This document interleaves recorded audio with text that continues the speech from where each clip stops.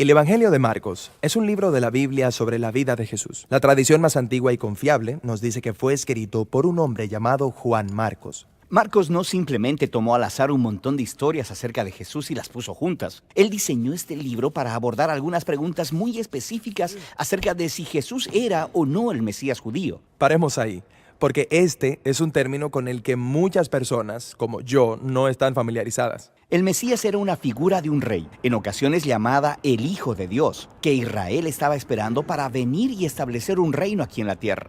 En los tiempos de Jesús, Israel estaba ocupada por Roma. Muchos judíos estaban esperando que el Mesías viniera, expulsara a los romanos y gobernara como rey. Pero Jesús no expulsó a los romanos. De hecho, ellos lo mataron. Esto nos trae al punto exacto al que Marcos quería llegar en su libro. En la primera mitad, él se concentra en quién es Jesús. ¿Es él realmente el Mesías? En la segunda mitad, él aborda cómo Jesús se convirtió en el rey mesiánico. Justo en el medio del libro está una historia fundamental que une las dos mitades y en la que Jesús responde ambas preguntas. Ok, hablemos de la primera mitad del libro. ¿Quién es Jesús? Marcos deja muy claras sus creencias sobre Jesús desde el inicio del libro. Principio del Evangelio de Jesucristo, el Mesías, el Hijo de Dios. Una de las siguientes historias es de Jesús siendo bautizado. La voz de Dios anuncia desde el cielo: "Este es mi Hijo". No podría ser más claro. Está presentando a Jesús como el Mesías. Sí, pero mientras lees la primera mitad de Marcos, notarás que algo realmente interesante comienza a suceder. Jesús anda sanando a todas estas personas y constantemente les dice que mantengan el secreto de quién es Él. Esto sucede muchas veces en el registro de Marcos. Esto es muy extraño. Sí, ¿por qué guardar el secreto? Recuerda, muchos judíos tenían muchas expectativas diferentes acerca de quién sería el Mesías y de lo que haría. Jesús no quiere que la gente malentienda lo que significa que Él es el Mesías de Israel. Entonces, con todo eso en mente, llegamos a la historia fundamental en el centro del libro, donde Jesús se aparta con sus discípulos y les pregunta: ¿quién dicen ustedes que soy yo? Pedro le dice lo que todo el mundo ha estado diciendo: tú eres el Mesías, el Hijo de Dios. Pero luego sucede algo nuevo, porque Jesús comienza a explicarles cómo es que Él se convertiría en el rey mesiánico. No es lo que ellos esperaban. Él dice que sufrirá y morirá, y gobernará convirtiéndose en un siervo, o en sus propias palabras: el Hijo del Hombre no vino para ser servido, sino para servir y para dar su vida en rescate por muchos. Pedro se sobresalta al escuchar esto. Él reprende a Jesús porque no hay forma en que él dejará que Jesús muera. Jesús le responde: quítate de delante de mí, Satanás. Algo verdaderamente intenso. Realmente lo es, pero resalta lo importante que era para Jesús que sus discípulos entiendan quién Él realmente es. Y entonces, aquí en esta sección fundamental, Jesús trata de tener esta conversación con ellos en 3 diferentes ocasiones. Cada vez, ellos responden confusos y con miedo. Ok. Esto nos lleva a la segunda mitad del libro, donde Marcos aborda la pregunta sobre cómo Jesús se convierte en el rey mesiánico. Es la última semana de la vida de Jesús. Él va a Jerusalén, entra en conflicto con los líderes religiosos y es arrestado. Lo llevan a juicio como alguien que está pretendiendo ser el rey de los judíos. Hasta le dan una corona y una capa púrpura, como las de un rey, pero todo es un chiste cruel. Luego se burlan de él. Lo golpean y lo cuelgan de una cruz, donde muere. Es aquí, en esta escena crucial, donde nos encontramos con un nuevo personaje. Un soldado romano. Quien de pronto comprende todo lo que está pasando. Él dice: ciertamente este es el Hijo de Dios. ¡Qué locura! Es un enemigo quien primero lo entiende todo, que el rey mesiánico de Israel es Jesús, el crucificado. Esa es la estructura del libro de Marcos, pero el libro no termina con Jesús muerto en la cruz. No, al tercer día, unas mujeres van a visitar la tumba de Jesús y la encuentran vacía. Hay un ángel parado en ella que les instruye a que vayan y den las buenas noticias de que Jesús se levantó de entre los muertos. Pero en lugar de ello, ellas salen corriendo y no le dicen a nadie porque tienen miedo. Y así es como termina el libro. Lo cual es un final abrupto. Sí, es tan abrupto que escribas posteriores le agregaron un final que da cierre a la narración. Encontrarás que esa porción en tu Biblia tiene una nota al pie que indica que fue añadido mucho tiempo después. Pero Marcos es un narrador brillante. Él intencionalmente concluyó el libro de manera abrupta. A través de todo el libro, los discípulos han estado confundidos con el plan de Jesús de entregar su vida, con la historia en medio del libro y ahora con el final. Y es como si Marcos estuviera reconociendo cuán abrumadora es esta declaración de Jesús. Él quiere que tú, el lector, luches con ella por ti mismo. ¿Es este Jesús crucificado el Mesías que han estado esperando?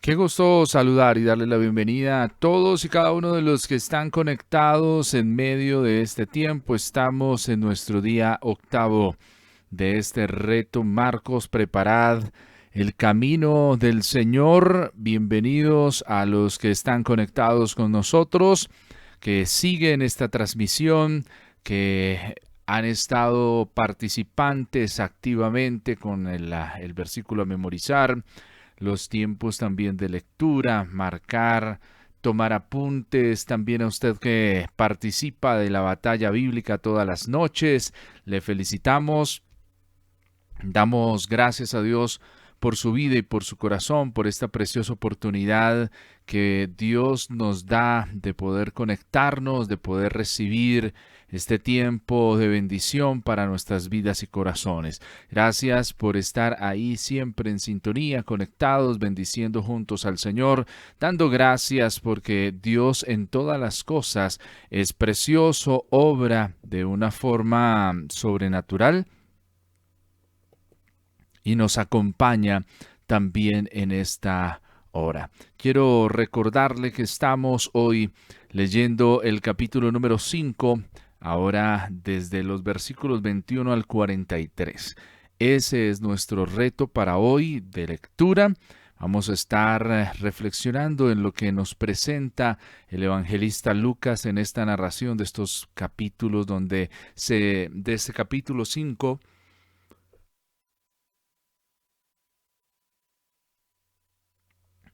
donde se entrelazan dos historias que son bien preciosas, que conocemos, pero que también nos dejan una enseñanza preciosa y poderosa. Quiero invitarle para que usted y yo podamos levantar nuestra voz, orar al Señor, disponer nuestra vida para lo que el Señor desea hacer, para como Él desea obrar en medio de este tiempo, y como Él también desea bendecir nuestras vidas y nuestros corazones, agradecidos por la bondad que ha tenido el Señor para con nosotros, agradecidos por esa misericordia tan preciosa y esa manera como Él nos mira con misericordia y con amor. Así que le invito para que levantemos nuestra voz al Señor y podamos orar y bendecir su nombre precioso. Padre, te agradecemos por esta maravillosa oportunidad que nos das de acercarnos al trono de tu gracia. Señor, estamos agradecidos contigo porque tú eres el que cuida nuestra vida, nuestro corazón, eres el que va delante de nosotros. Señor, hoy estamos dispuestos, nuestra mente, nuestro corazón está dispuesto para ti. En este momento pedimos, Señor, que hables a nuestras vidas. Queremos estar atentos a tu voz. Señor, queremos encontrar, hallar la dirección, hallar lo que hay en tu corazón para nosotros.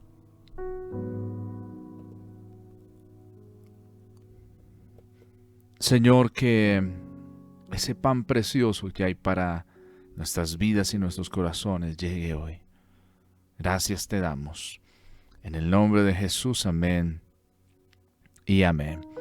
Qué grato es poder conectarnos y recibir la preciosa y poderosa palabra del Señor. Quiero invitarle a que vamos juntos al capítulo 5 del Evangelio de Marcos.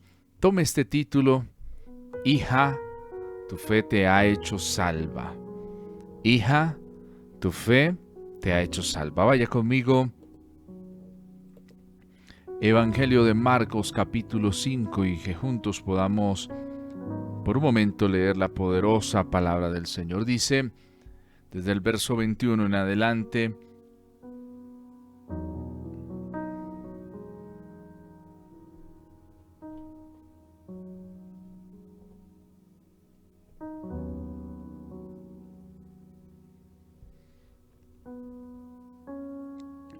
Pasando otra vez Jesús en una barca a la otra orilla, se reunió alrededor de él una gran multitud y estaban junto al mar. Y vino uno de los principales de la sinagoga llamado Jairo, y luego que le vio, se postró a sus pies y le rogaba mucho diciendo: mi hija está agonizando, ven y pon las manos sobre ella para que sea salva y vivirá. Fue pues con él y le seguía una gran multitud y le apretaban, pero una mujer que desde hacía 12 años padecía del flujo de sangre y había sufrido mucho de muchos médicos y gastado todo lo que tenía y nada había aprovechado, antes de iba peor, cuando oyó hablar de Jesús, vino por detrás entre la multitud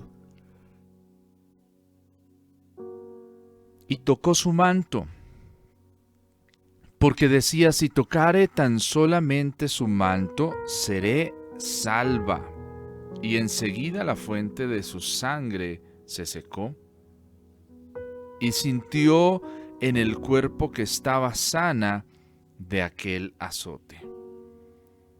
Luego Jesús, conociendo en sí mismo el poder que había salido de él, volviéndose a la multitud, dijo: ¿quién ha tocado mis vestidos? Sus discípulos le dijeron: ¿ves que la multitud te aprieta y dices: ¿quién me ha tocado? Pero él miraba alrededor para ver quién había hecho esto. Entonces la mujer, temiendo y temblando, sabiendo lo que en ella había sido hecho, vino y se postró delante de él y le dijo toda la verdad. Y él le dijo: hija, tu fe te ha hecho salva, ve en paz y queda sana de tu azote. Mientras él aún hablaba, vinieron de la casa del principal de la sinagoga diciendo: tu hija ha muerto, ¿para qué molestas más al maestro? Pero Jesús, luego que oyó lo que se decía, dijo al principal de la sinagoga: no temas, cree solamente. Y no permitió que le siguiese nadie, sino Pedro, Jacobo y Juan, hermano de Jacobo. Y vino a casa del principal de la sinagoga y vio el alboroto y a los que lloraban y lamentaban mucho. Y entrando les dijo: ¿por qué alborotáis y lloráis? La niña no está muerta, sino duerme. Y se burlaban de él. Mas él, echando fuera a todos, tomó al padre y a la madre de la niña y a los que estaban con él y entró donde estaba la niña. Y tomando la mano de la niña, le dijo: Talita cumi, que traducido es: niña, a ti te digo, levántate. Y luego la niña se levantó y andaba, pues tenía 12 años, y se espantaron grandemente. Pero él les mandó mucho que nadie lo supiese y dijo que se le diese de comer. Padre, pedimos que tu preciosa palabra hoy hable en nuestras vidas y corazones. Señor, oramos para que tú nos hables de una forma preciosa y sobrenatural. En el nombre de Jesús. Amén y amén.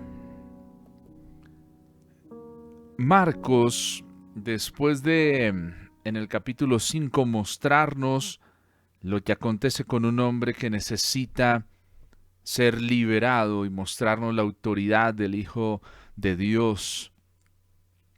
Ahora en el capítulo 5 nos introduce una historia doble, que tiene como protagonistas a dos mujeres en dos etapas muy diferentes de la vida, pero con un hilo muy particular. Ambas necesitan del Señor.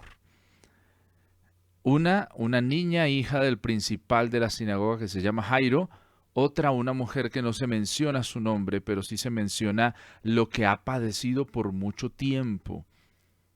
Tiene una enfermedad que describe la Escritura y el evangelista Marcos como flujo de sangre. Y esto, el flujo de sangre, es, digamos que pudiéramos decir, es como el periodo, pero algo que no se detiene.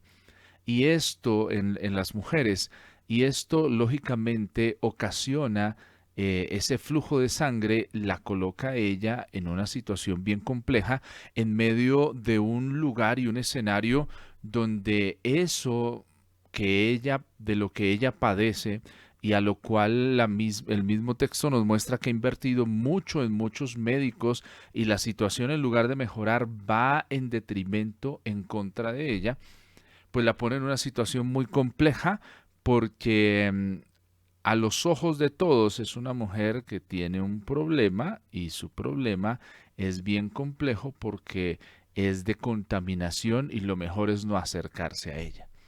Y es una situación bien compleja. Ambas en una situación, una en una cama sufriendo 12 años, la otra una mujer que por mucho tiempo ha padecido de este flujo y ha sufrido mucho por mucho tiempo. Y es un poco el relato fuerte porque Marcos dice, esta mujer ha invertido en muchos médicos, pero y ha gastado todo lo que tenía, o sea, todos sus recursos, y nada había aprovechado, antes le está yendo peor. Entonces, estos dos escenarios que nos plantea Marcos y que junta estas dos historias porque se entrelazan la necesidad de ambas mujeres, se entrelazan con el destino de llevar a Jesús a un lugar. Y ahí ocurren en este trayecto y en esta misma escena estos dos milagros casi que en simultáneo.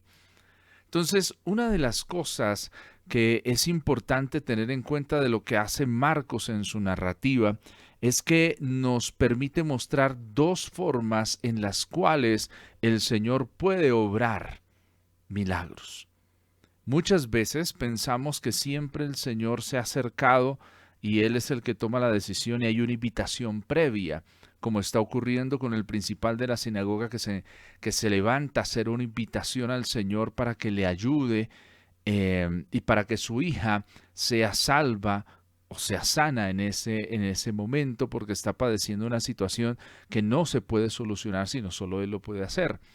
Pero también vemos el contraste con una mujer que tiene una idea de qué hacer para salir de su situación y el disparador es que ha escuchado hablar de Jesús. Verso 27 dice, cuando oyó hablar de Jesús, y esto es clave, aunque es una sola frase, el solo escuchar hablar de Jesús creó en ella una fe que ella misma piensa cómo se puede desarrollar su milagro.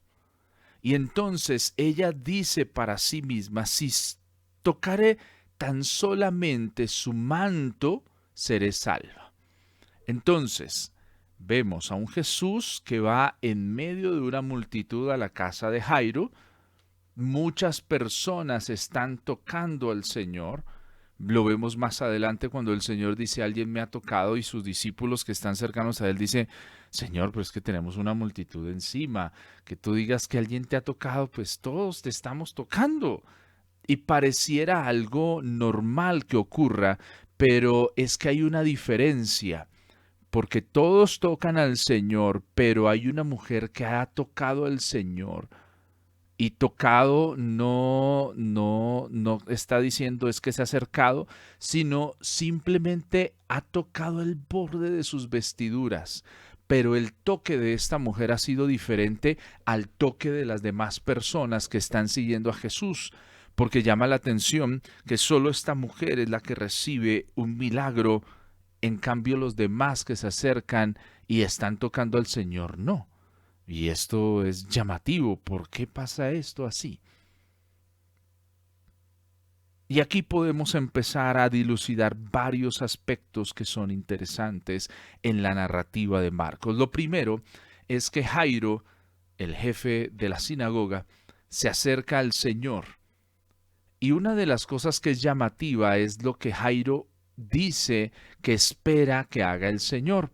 Y lo encontramos al final del verso 23, dice, y le rogaba mucho diciendo, mi hija está agonizando, ven y pon las manos sobre ella para que sea salva y vivirá.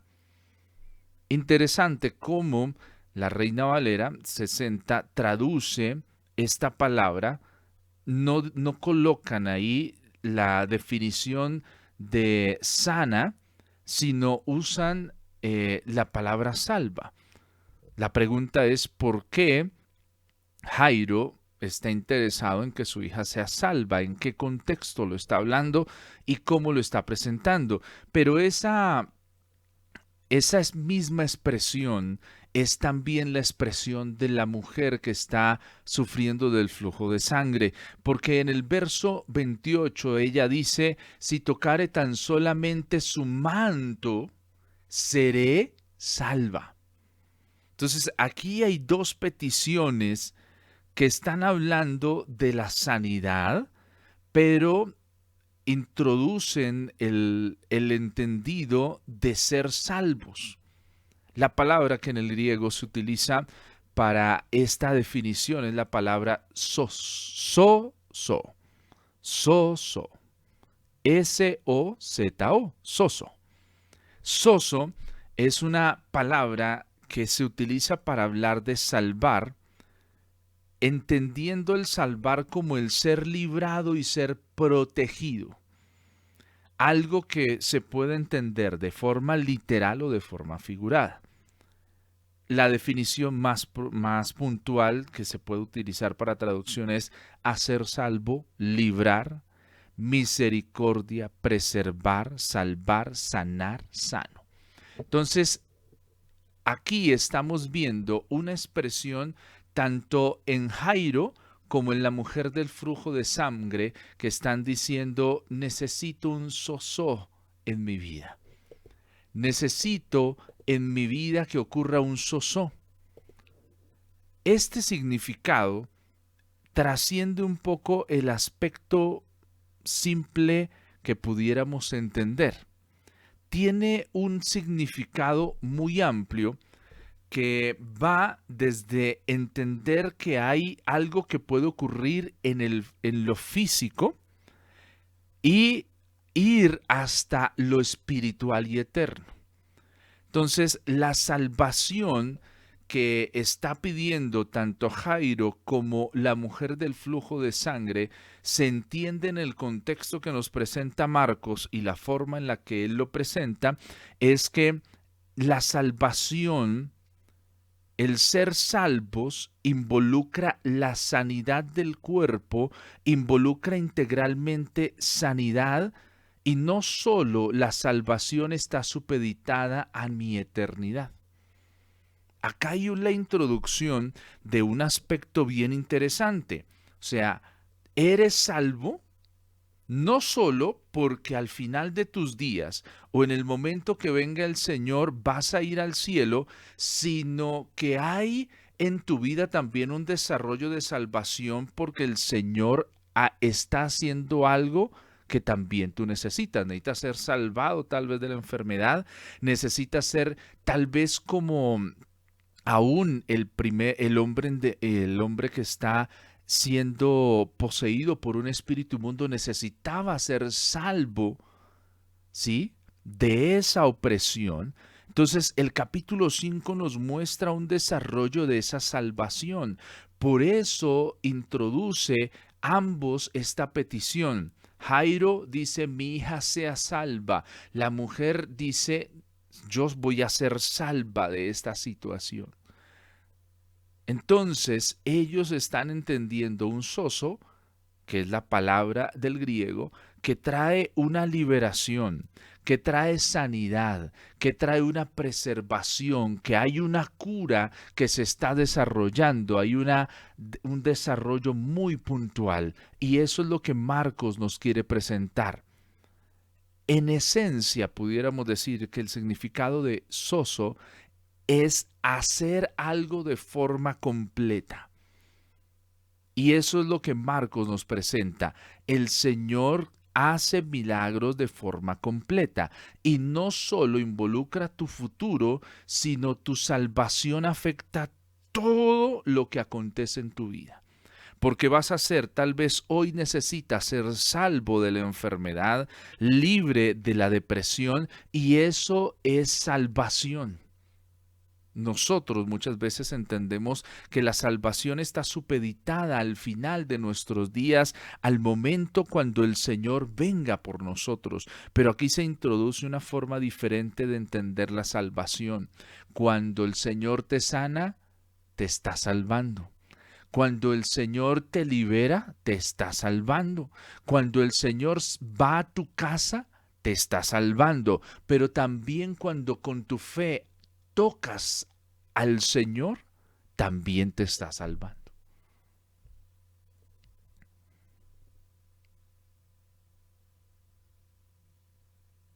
En el marco de este desarrollo, de esto que nos está presentando Marcos, empezamos a entender varias cosas. Hay un hombre, Jairo, que está pidiendo salvación para su hija. Una forma de acercarse al Señor. El Señor dice, listo, yo voy a tu casa para orar por ella, para poner las manos. Pero también vemos un concepto de salvación diferente, que es, nace la fe en esta mujer de creer que un acto que ella va a hacer, que es tocar el borde de su manto, si tan solo lo puedo tocar el borde de su manto, voy a ser salva. Una fe que se ha creado en medio de escuchar lo que Dios hace. ¿Sí? Ella ha escuchado lo que Dios ha estado haciendo. Dice el verso 27, cuando oyó hablar de Jesús, ella escuchó hablar de Jesús. Dice, vino por detrás entre la multitud y tocó su manto porque decía, si tocare tan solamente su manto, seré salva.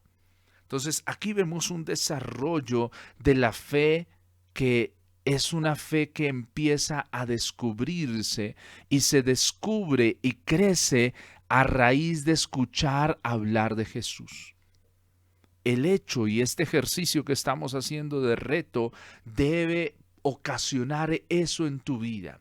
El escuchar hablar de Jesús, el entender de su autoridad, el entender de lo que Él representa, debe crear en ti y en mi vida, en ambos, debe crear la fe para poder hacer que algo poderoso suceda.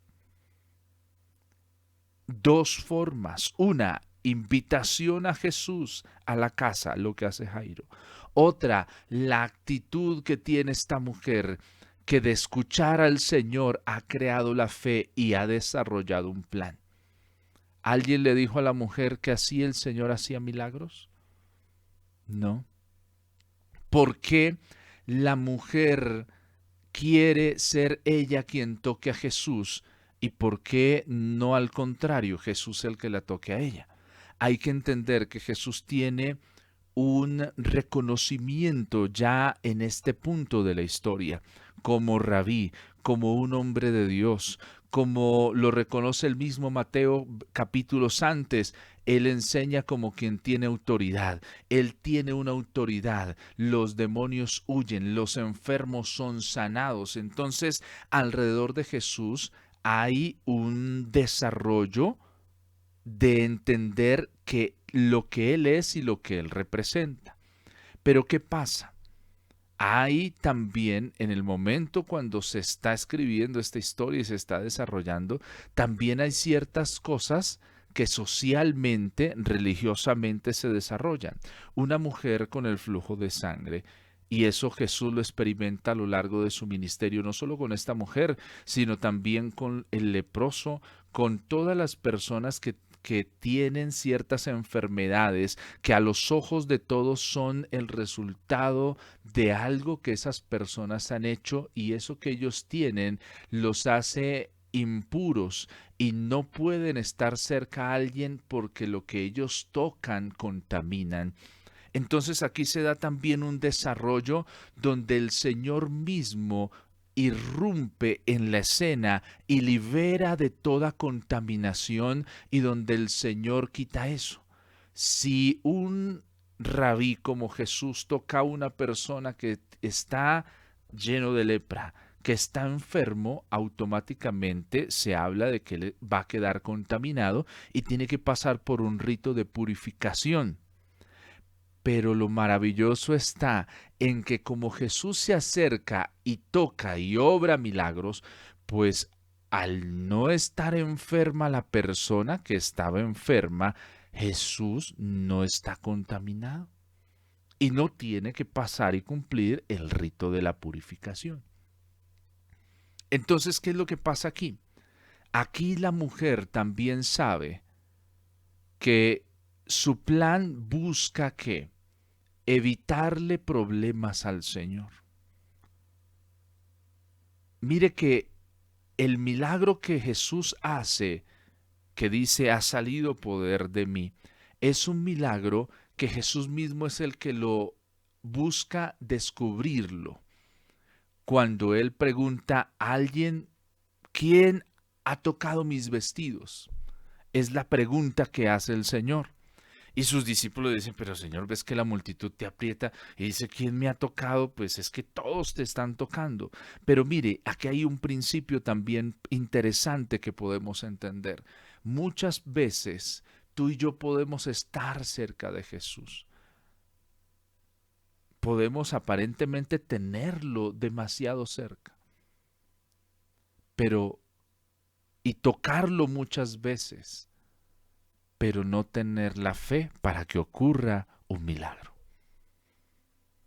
Y eso nos debe confrontar, porque así como los discípulos en medio de la barca olvidaron que estaba en la barca Jesús, el Hijo de Dios, el Señor, y empezaron a tratarlo como simplemente el Maestro, olvidando la autoridad y lo que él representaba, así también nos puede pasar.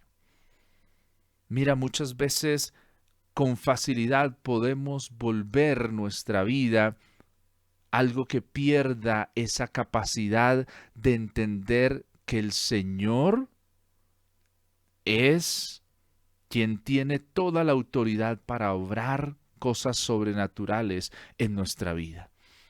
Esta mujer no quiere que al Señor se le juzgue por la condición que ella tiene.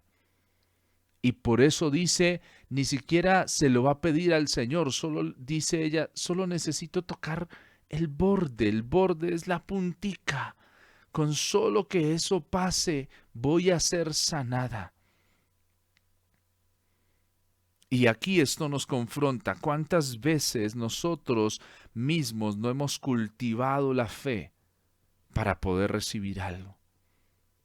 Y no le estoy diciendo vuélvase supersticioso y ahora vamos a hacer una teología de este milagro y entonces hay que tocar el borde de la vestidura y hacer esto. No, no le estoy diciendo eso. Vuelvo y le digo, nadie le dijo a esta mujer que hiciera eso. No, no hay nadie aconsejándole, haz esto, sino es algo que nace en ella, resultado de la fe que ha escuchado de lo que el Señor ha hecho con otros y por otros y cómo lo ha hecho.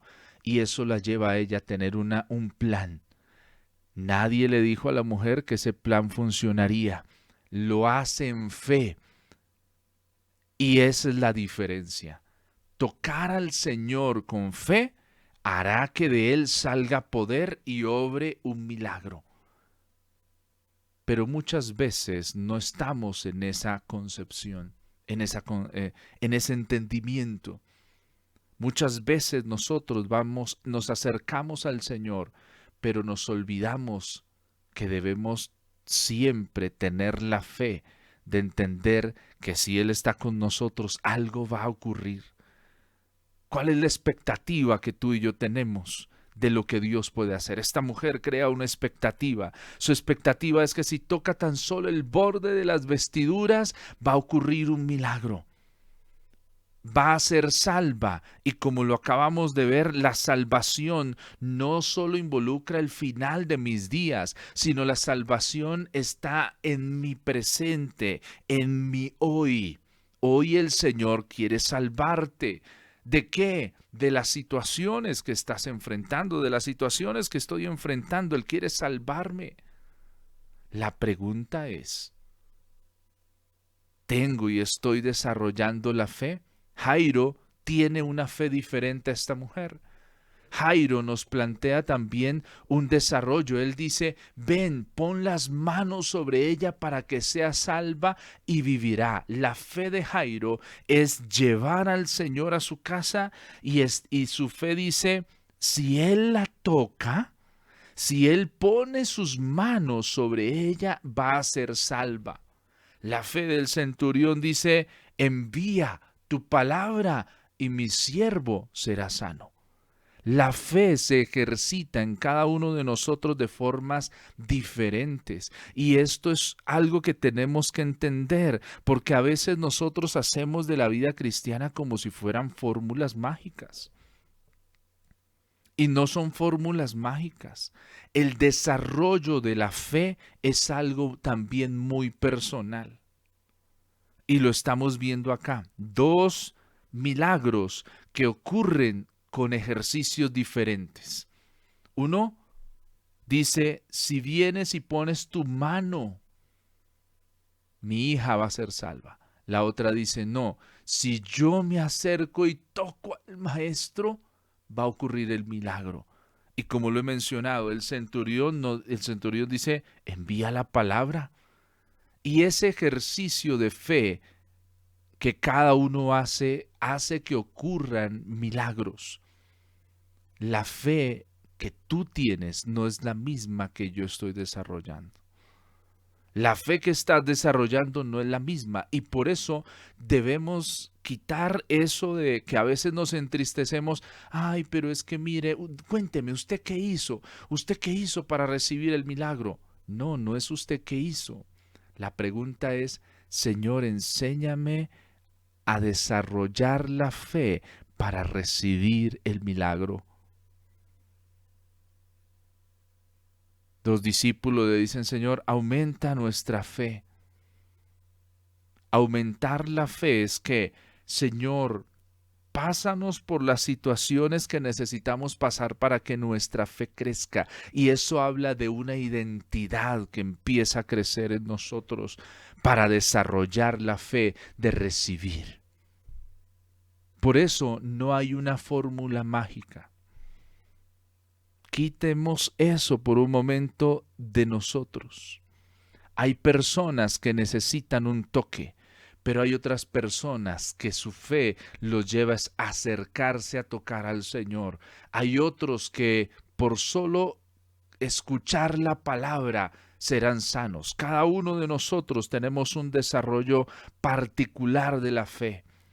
Abraham tuvo la fe para salir de su tierra y de su parentela y de la casa de su padre a la tierra que el Señor le mostró. Pero no sé si esa también es la fe tuya. De pronto la fe tuya es diferente. Y eso no quiere decir que el Dios en el que creemos es más pequeño. No, es el mismo Dios poderoso que está obrando. Pero hoy, ¿a qué quiero invitarte? A que sigas cultivando la fe. No te desvíes del camino por lo que está haciendo el Señor en otros. No, sigue creciendo. Glorifica al Señor por lo que está haciendo en otros, pero cree que contigo también tiene un propósito especial y particular. Salva. Seré salva, la mujer del flujo de sangre. Mi hija será salva, Jairo, hablándole al Señor de la invitación para que vaya a su casa y ponga sus manos sobre su hija. La salvación no compete solo a la eternidad. La salvación es un entendimiento todos los días, diario, de que el Señor está obrando en mi hoy, pero también en mi futuro. La salvación nos habla de dos momentos. En mi presente, en mi hoy, necesito ser salvo, necesito ser liberado, necesito recibir esa palabra. Pero también esa salvación de hoy me recuerda la eternidad, donde el Señor también tiene un propósito para mi vida y para mi corazón. Somos liberados, somos restaurados, somos reintegrados. Hay un propósito de restauración que el Señor está dando. La sanación física es ser salvado. La sanación o la sanidad en tus emociones es ser salvado. La sanidad en todas las áreas de tu vida, de dolencias, de situaciones, es una muestra de la salvación del Señor. Pero mira lo precioso. Esta mujer se acerca y toca el borde de las vestiduras y es sana. Pero la hija de Jairo recibe un toque de lo mismo que el Señor Jesús va a hacer y es resucitada. En aquel momento el Señor hace un milagro también de resurrección en la hija de Jairo. El Señor se acerca, Jairo recibe en medio de ver este milagro una noticia: tu hija ha muerto, ya no molestes más al maestro. Miren lo interesante, los que vienen y se acercan al Señor, aquellos que no tienen una relación lo llaman maestro. Pero Jesús, dice el verso 36, luego que oyó lo que decían, dijo al principal de la sinagoga: no temas, cree solamente, no temas, cree solamente. ¿Vas a creer o vas a llenarte de temor? La situación que está viniendo a tu vida, ¿te va a llenar de temor o vas a creer? Y mire lo que hace el Señor en el segundo escenario. No permite que aquellos que de pronto no van a creer, que aquellos que aún, el texto más adelante, cuando él llega a la casa del principal, dice que a Jesús se le burlan por afirmar que ella no está muerta, sino que duerme. Verso 40 dice, y se burlaban de él. Mas Jesús hace algo, me dice, mas él, echando fuera a todos, tomó al padre y a la madre de la niña y a los que estaban con él y entró donde estaba la niña y tomando la mano de la niña le dijo, Talita Cumi, que es traducido es, niña, a ti te digo, levántate. Y luego la niña se levantó y andaba.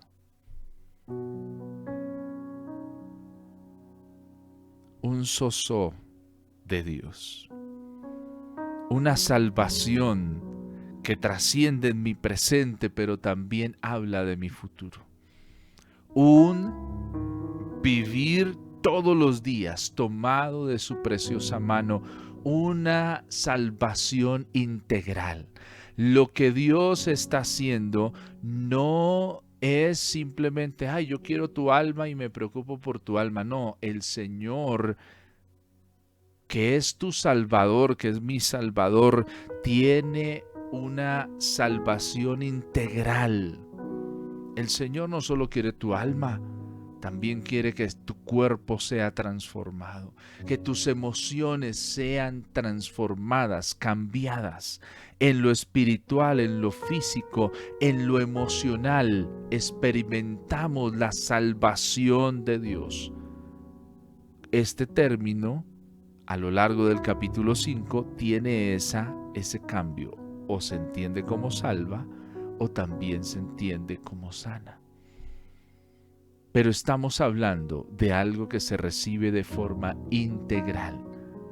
Jesús ofrece una salvación integral, porque ofrece una restauración en el instante que te acercas a Él. Comienza un proceso de restauración. No solo en la eternidad será mostrada su salvación, sino en este momento.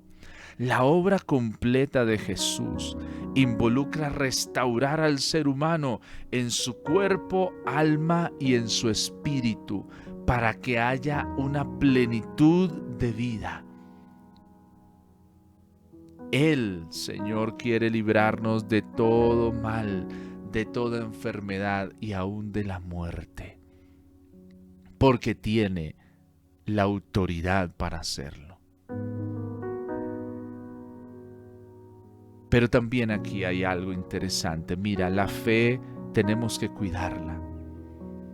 El Señor Jesús, cuando saca a aquellos que se están burlando, aquellos que no creen, aquellos, nos muestra algo que es un detalle también para tener en cuenta, y es que nuestra fe, mira, muchas veces hay cosas que han dañado nuestra fe, y es que nosotros no hemos echado fuera aquello que está viniendo y atacando la fe. Aquellos que se burlan y no están respetando lo que está pasando, no tienen que estar para ver el milagro. No tienen que estar ahí. Y mira que muchas veces hay personas, cosas que se han levantado a nuestro alrededor que nosotros hemos permitido y ha dañado nuestra fe. ¿Quiénes van a estar donde ocurre el milagro? Aquellos que creen. ¿Quiénes son los convidados para ver las maravillas del Señor? Aquellos que creen. Invita el Señor a Pedro, a Jacobo y a Juan, a los únicos que lleva ahí. Y a los padres, no más, el resto afuera, no tienen que estar aquí. Y uno dice, pero ¿por qué el Señor actúa así? En lugar de hacer el milagro delante de ellos para que ellos crean. No, eso no hace.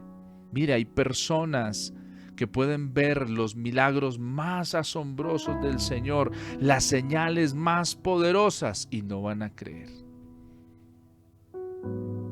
Uno lo ve con el pueblo de Israel. Imagínate, ven cómo el Señor abre el mar rojo en dos. Y a los días siguientes estaban yéndose contra el Señor. Nos has traído a morir acá. O sea, mira cómo nos comportamos muchas veces. El Señor quiere que la fe sea cuidada. Desea que tú y yo cuidemos la fe. Pregúntate, ¿por qué han muerto los propósitos que Dios tiene, que Dios ha querido traer a tu vida? ¿Han muerto por qué? Porque nosotros no nos hemos rodeado de personas que ayuden a que nuestra fe crezca, sino muchas veces nos rodeamos de personas que hacen que nuestra fe muera. Ten mucho cuidado quienes te rodean.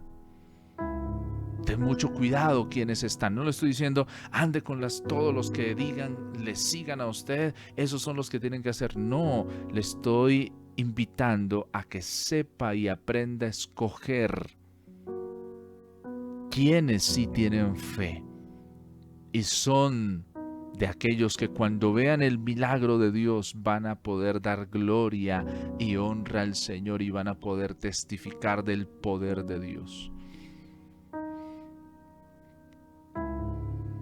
La fe que crece, la fe se desarrolla, la fe no es una fórmula mágica. A veces nosotros buscamos y queremos que nos enseñen cuál es la fórmula mágica, qué es lo que tengo que hacer para... No es así. A medida que tú y yo nos relacionamos con el Señor, a medida que vamos creciendo, nuestra fe se va desarrollando, nuestra fe va creciendo. A medida que enfrentamos situaciones que son adversas y son difíciles, nuestra fe es probada, que la semilla esté dando fruto y que el fruto permanezca. La salvación no es solo el futuro. La salvación que Dios te ofrece es integral. Quiero invitarte a que podamos orar. Quiero invitarte a que podamos venir al Señor y decirle: Señor, perdóname porque muchas veces me he vuelto como agorista. Muchas veces ando preguntando, buscando cuál es la fórmula mágica para ser mejor cristiano, para ser mejor hijo de Dios, y me he olvidado que no existe una fórmula mágica. He olvidado que el Señor, su gracia es tan multiforme que con cada uno tiene formas particulares de trabajar. Hombre, mujer que me escuchas, amigo, hermano, el Señor, con las situaciones que está permitiendo, está forjando en ti una fe que se hace necesaria para que un milagro poderoso ocurra. Pero cuida, pilas con los que están en casa, que muchas veces no están creyendo como tú. ¿Qué mata la visión? ¿Qué mata la fe? Hay personas que son expertas en dañar la fe. Lo he experimentado en muchos momentos de mi vida.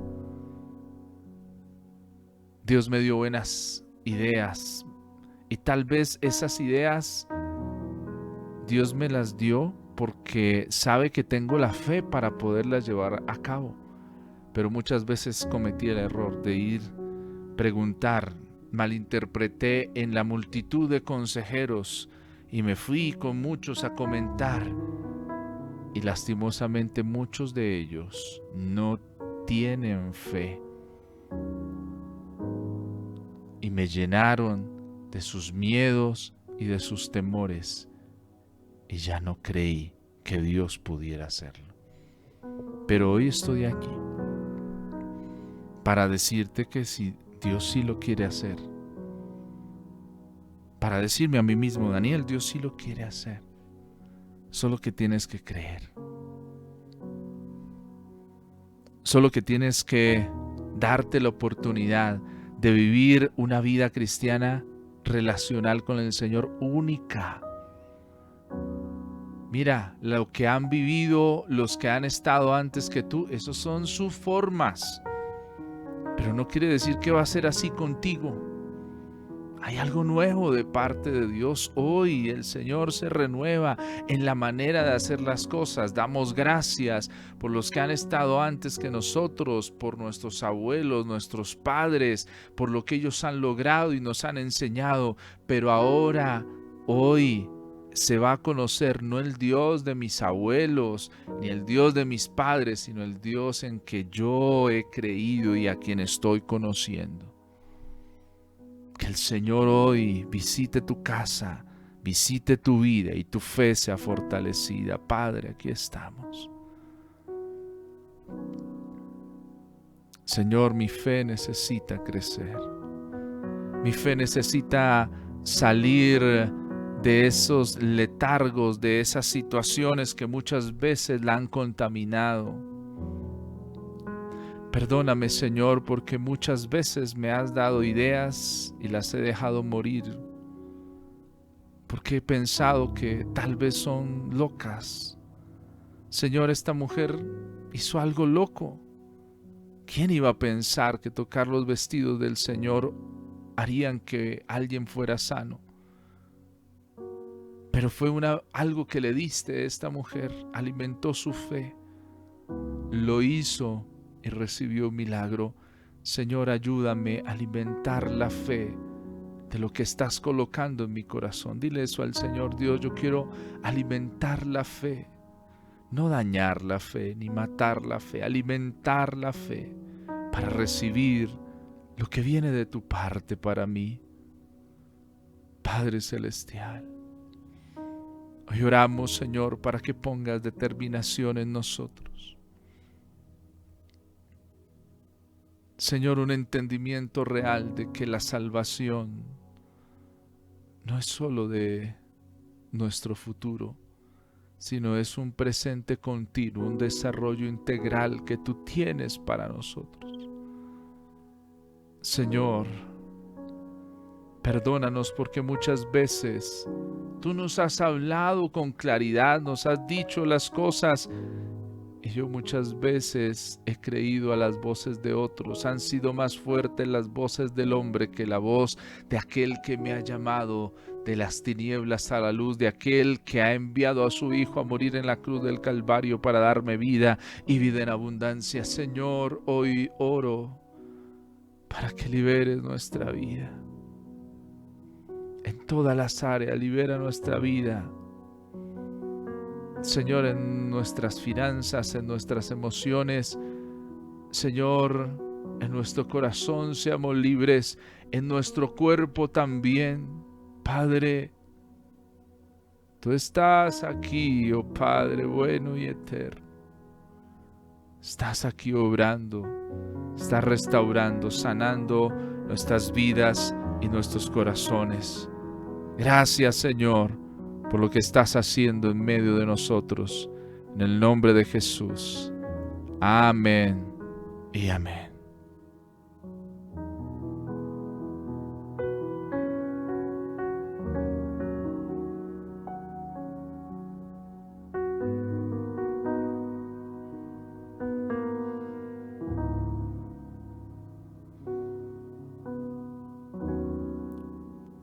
Gracias por haber estado conectados en este tiempo. Gracias por permitirnos llegar hasta el lugar donde usted está y se conecta con nosotros. Es precioso como el Señor también mira un detalle. Es que hay muchas cosas tan lindas que uno aprende, pero mira cómo el Señor Jesús llama a esta mujer, la llama hija. Tu fe te ha salvado. Hija, ese término cercano, ¿sí? Y ahí nos muestra la restauración. No era hija para antes, ¿por qué? Por su condición, por lo que tenía, pero ahora es hija, porque ha sido quitada, ha sido salvada de la enfermedad. Algo precioso. Que Dios bendiga su vida y su corazón, que el Señor le acompañe, el Señor le dé su gracia. A lo largo de este día vamos a estar estudiando, relea esta historia del versículo 21 al versículo 43 y permítale al Señor que hable de una forma preciosa a su vida y a su corazón. Gracias por habernos acompañado. Estamos en el Reto Marcos. Preparad el camino del Señor. Que Dios le guarde, que Dios le fortalezca, que Dios le bendiga.